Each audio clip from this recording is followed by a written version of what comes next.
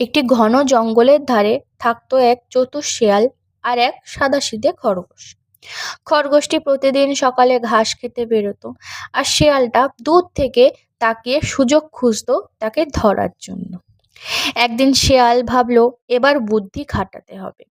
সে খরগোশের কাছে গিয়ে বলল মিষ্টি করে, বন্ধু, আজ নদীর ধারে নরম ঘাস উঠেছে, চলো একসাথেই যাই। খরগোশ একটু সন্দেহ করলেও শেয়ালের কথায় রাজি হয়ে গেল। কিন্তু পথে যেতে যেতে সে লক্ষ্য করলো শিয়ালের চোখে ক্ষুধার আগুন। তখন খরগোশ মনে মনে একটা ফন্দি আঁটল। হঠাৎ সে বলল, আরে শিয়াল দাদা, ওই গাছের নিচে তো বাঘ বসে আছে। শিয়াল ভয়ে এক লাফে উল্টো দিকে দৌড় দিল, আর সেই সুযোগে খরগোশ ঝোপের মধ্যে লুকিয়ে পড়ল।